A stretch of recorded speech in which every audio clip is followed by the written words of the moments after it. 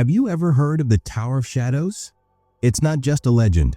It's a place deep in the forest where strange things happen, things no one can explain. They say the tower only appears on winter nights, glowing faintly through the trees, calling out to anyone who dares to follow its light. But here's the terrifying part. No one who enters the tower ever comes back the same. Some don't come back at all. The locals whisper about it, warning everyone to stay away, but curiosity always seems to pull people in. What is it about this tower that lures people into its darkness? And why does it feel like it's alive, watching, waiting, and hungry? Tonight, we'll take you deep into the dark forest, to the heart of this chilling mystery. Stay with me if you dare. Let me introduce you to the three friends at the center of this chilling tale: Anna, Liam, and Jake. Anna, the cautious one, was always the voice of reason in the group. She believed in trusting her instincts, and that night in the forest, her instincts screamed at her to turn back. But sometimes, curiosity wins over fear, even for someone like Anna. Then there was Liam, the quiet observer. He wasn't as bold as Jake or as wary as Anna, but he was always caught in the middle. Liam followed because he didn't want to be left behind, but deep down he felt the same unease Anna did. And finally, Jake, the fearless leader. Or maybe the reckless one.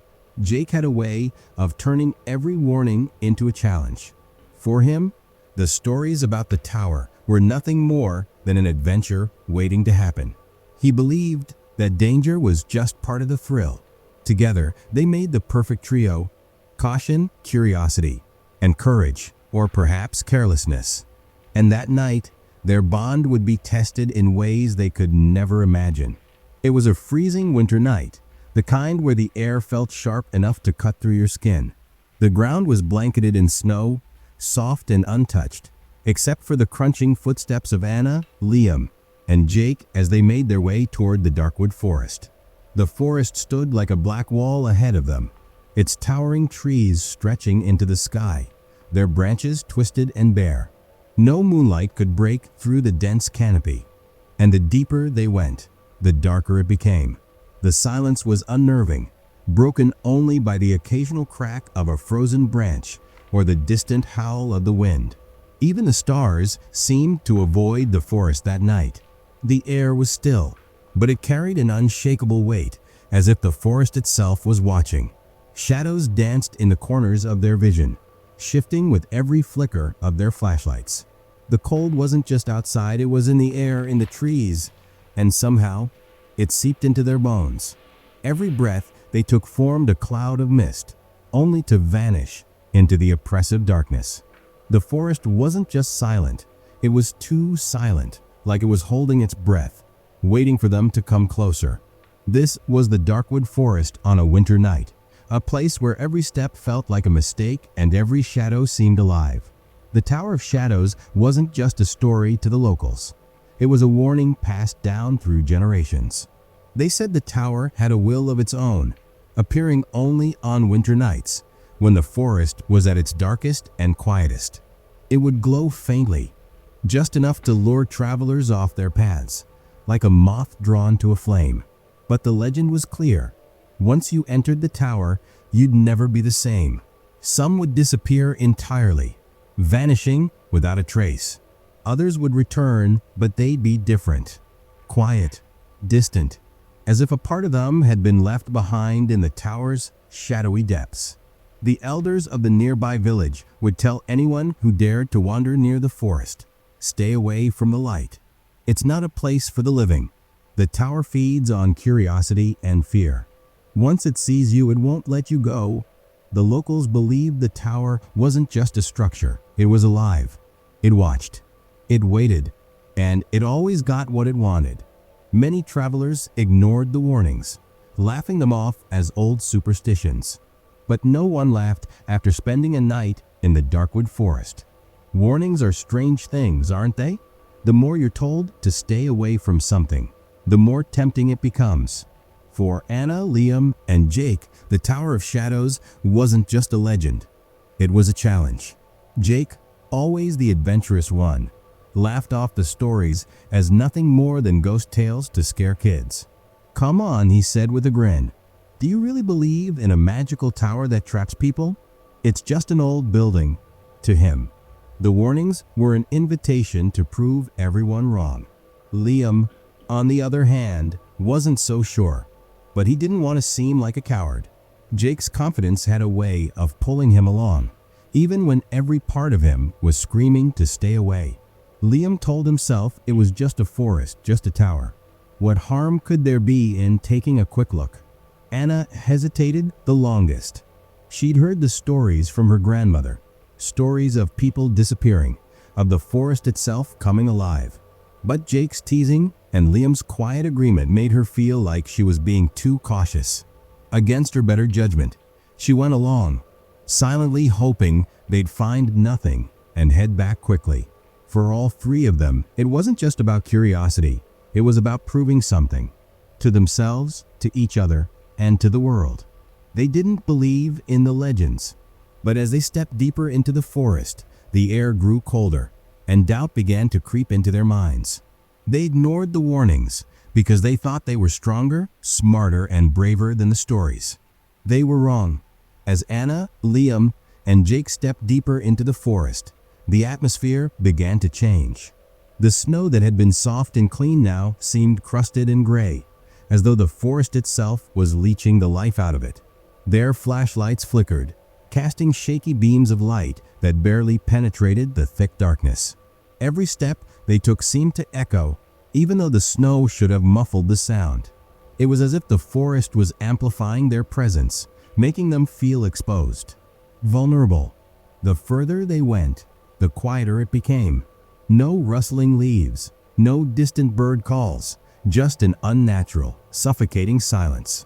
Anna whispered, "Why is it so quiet? Shouldn't we at least hear the wind?" Liam didn't answer.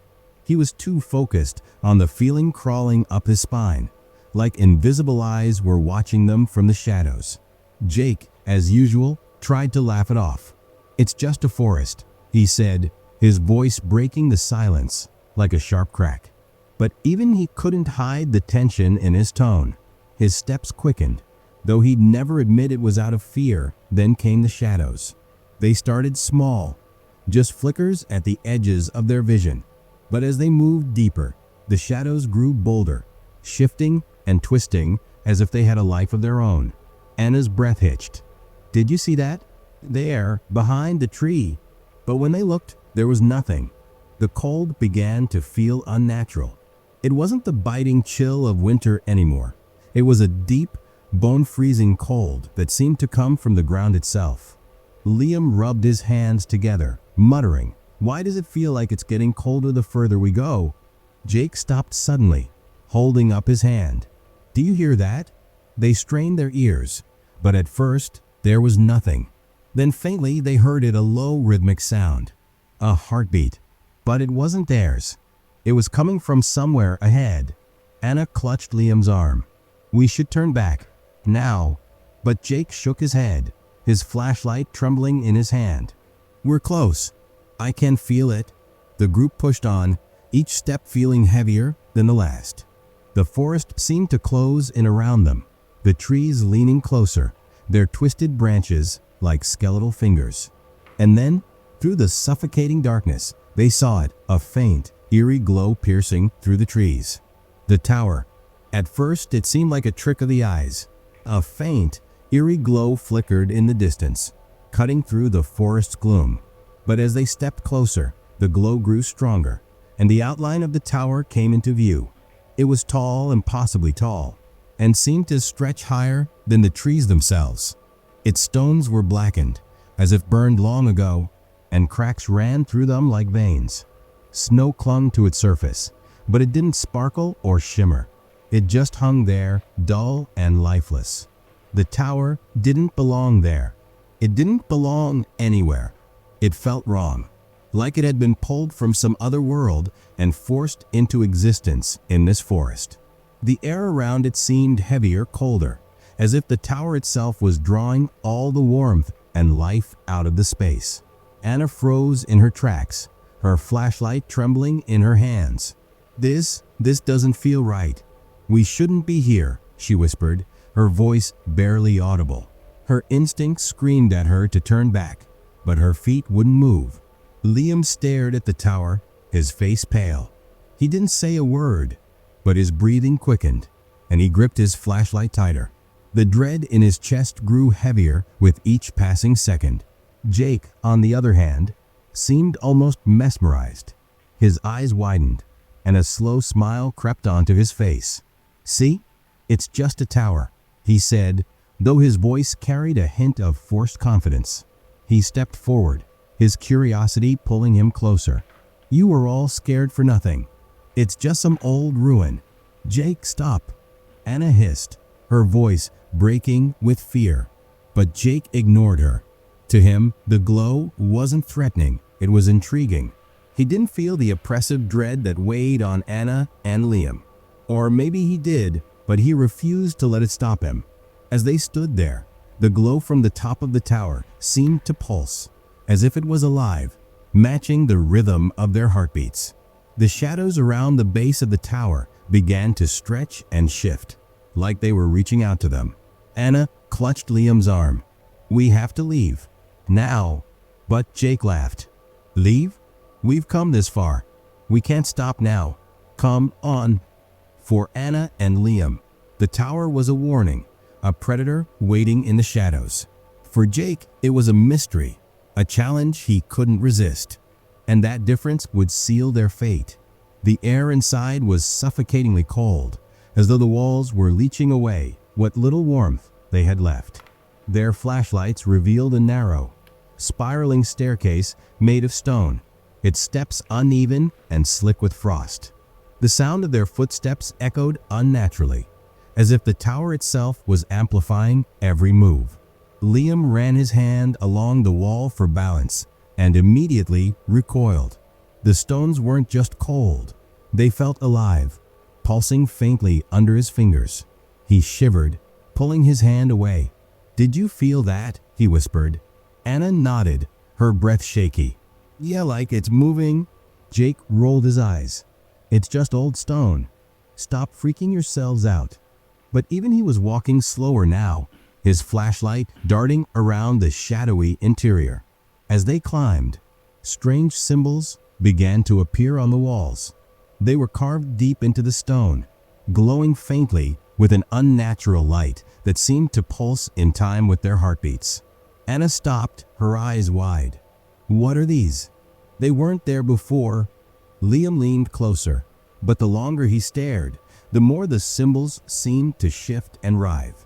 "It's like they're moving," he muttered, pulling back quickly. Jake tried to sound confident. "It's probably just some old language or something. Nothing to worry about." But his voice betrayed him. He was starting to feel it too, the oppressive weight of the tower pressing down on them. The further they climbed, the colder it became. Their breaths came in shallow gasps, forming clouds that quickly dissipated into the heavy air.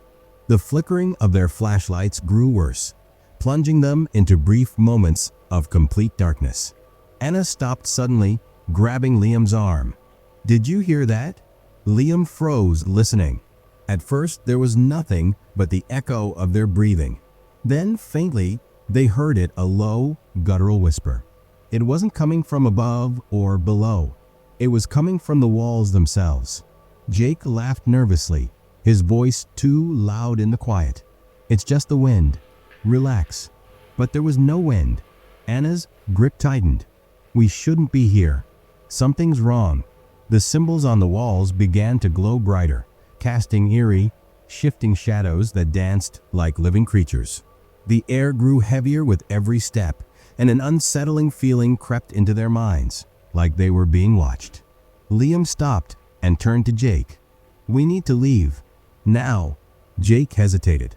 His curiosity was battling his growing fear, but before he could answer, the whispering grew louder, turning into unintelligible murmurs that filled the staircase. The symbols pulsed violently, bathing them in a sickly, flickering light. Anna's voice trembled. "This isn't just an old tower, Jake. We need to go." But deep down, they all knew it was too late.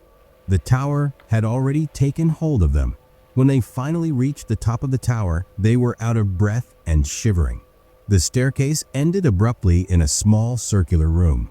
The walls were bare stone, except for the same glowing symbols that had followed them all the way up.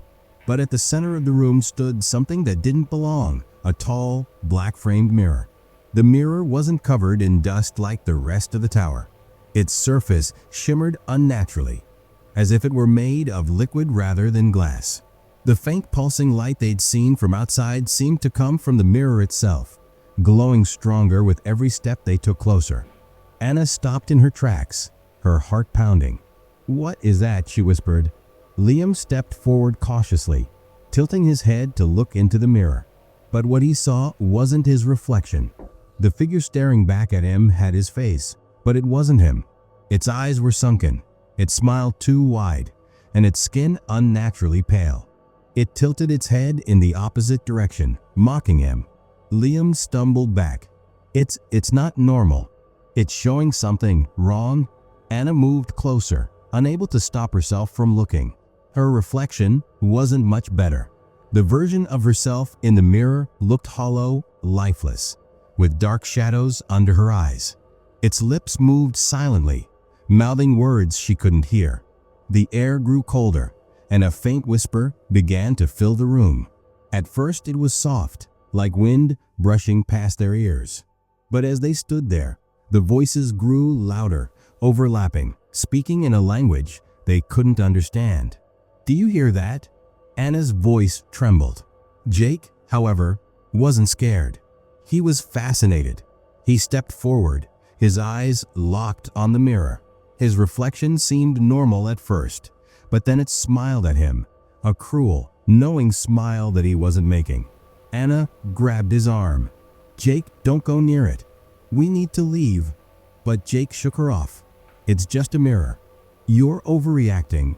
He reached out, his fingers trembling slightly, but not from fear. He was drawn to it, like the mirror was calling him. The moment his fingertips touched the surface, the room erupted with sound. The whispers turned into piercing screams that echoed off the walls.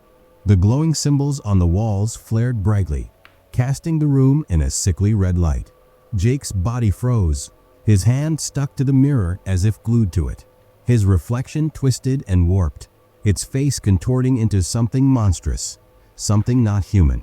Jake's mouth opened, but no sound came out. Anna screamed, grabbing Liam's arm. "We have to help him." But it was too late.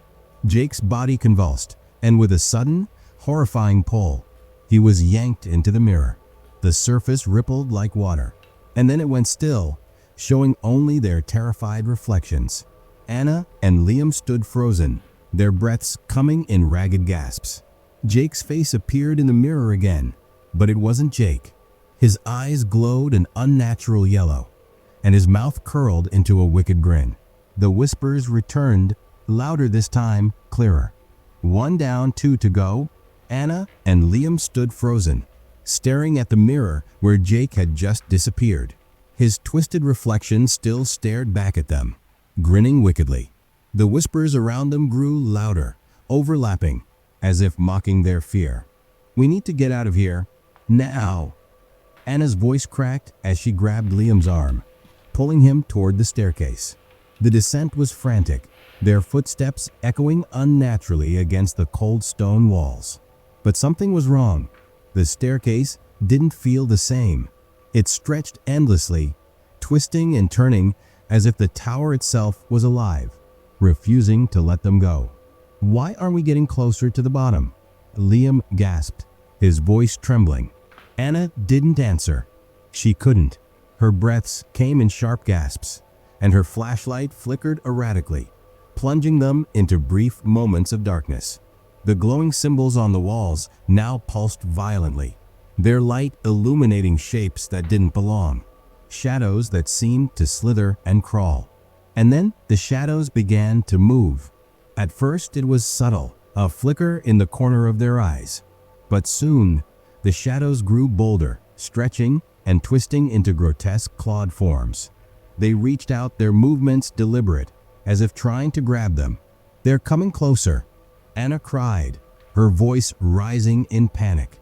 Liam swung his flashlight toward one of the shadows, but it passed right through, as though the creature wasn't fully there. Yet its presence was undeniable, the cold touch of the void brushing against the skin. The whispers from the mirror had followed them, growing louder and more distorted.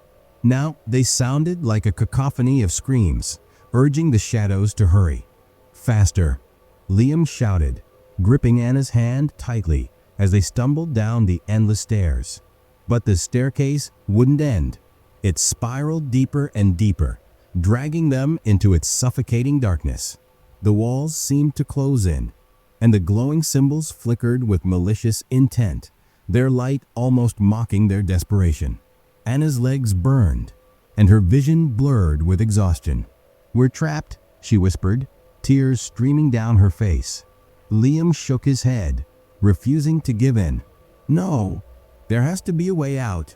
And then, as if mocking their determination, the staircase abruptly ended. They stumbled onto the frozen ground outside the tower, gasping for air. The icy wind bit at their faces, but they didn't care. They were out. Or so they thought. The forest wasn't the same. The trees that had been tall and bare were now twisted, their branches like skeletal fingers reaching down toward them. The snow, once soft and white, was now gray and stained with dark, oozing patches. This isn't the forest we came from," Anna stammered, her voice barely above a whisper. Liam scanned their surroundings, his flashlight shaking in his trembling hands. The air felt wrong, thick, heavy, and oppressive. It pressed down on them, making it hard to breathe. And then they saw them. The shadows hadn't stayed in the tower. They slithered out into the forest, moving between the twisted trees, their grotesque forms blending into the unnatural landscape. Their glowing eyes flickered like embers in the dark, watching, waiting. "Run," Liam said, his voice barely audible. They sprinted through the snow, the crunching sound of their footsteps the only thing breaking the oppressive silence. The shadows followed, moving faster, closer, their clawed forms stretching toward them. Anna tripped, falling hard into the snow. Liam turned back, grabbing her arm and pulling her to her feet. "Keep moving. Don't stop." The forest seemed endless, every tree looking the same, every direction leading nowhere. The whispers from the tower still echoed in their ears, taunting them, promising no escape. And then, in the distance, they saw it, a faint light. It wasn't the eerie glow of the tower, but something warmer, more inviting. "There!" Anna shouted, hope breaking through her panic. They ran toward the light, their hearts pounding, the shadows clawing at their heels. But as they got closer, the light began to change. It flickered, dimmed, and then twisted into a familiar, cold glow. They stopped in their tracks, staring in horror. It wasn't salvation. It was the tower, the same blackened stones, the same glowing symbols, standing before them like a cruel joke. They hadn't escaped. They were back where they started. Anna fell to her knees, sobbing. It's not possible." Liam stared at the tower, his face pale, his breath visible in the icy air. "It's alive," he whispered. "It won't let us leave." Behind them, the shadows crept closer, their twisted forms blending into the darkness. The whispers grew louder, wrapping around them like a suffocating fog. And then the tower's door creaked open once more, inviting them back inside. Locals said the darkwood forest had grown colder, darker, more unwelcoming. The trees, once lifeless in winter, now seemed twisted and gnarled, their branches reaching out like skeletal hands. The snow that blanketed the ground took on a sickly gray hue, as if stained by something unseen. And then there was the silence, a heavy, suffocating quiet that pressed against the ears of anyone who ventured near.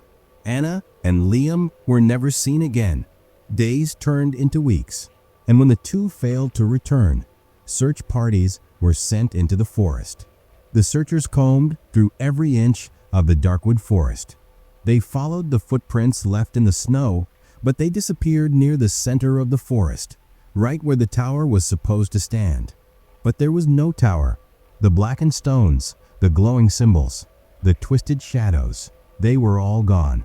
The search team found nothing but an empty clearing, its snow untouched and eerily smooth, as though no one had ever been there. The villagers whispered among themselves, their voices hushed and fearful. "The tower has claimed them," the elder said. "It only appears to those it chooses, and once it sees you, there's no escape." Stories of the Tower of Shadows grew darker after Anna, Liam, and Jake's disappearance. Some said the forest itself had become part of the tower's domain, spreading its influence further with each soul it claimed. Others believed the tower wasn't gone. It was merely waiting, hidden between worlds, ready to reappear when the next unwitting travelers dared to enter its forest. A week after the search had been called off, a hiker passing near the forest reported something chilling. He claimed to see a faint glow deep within the trees, a soft, pulsing light, just like the one Anna, Liam, and Jake had followed. But he didn't dare go closer. "It felt like it was watching me," he told the villagers. "Like it wanted me to come closer. But I ran." The villagers warned him, as they had warned others before. "The light isn't safe. It's the tower.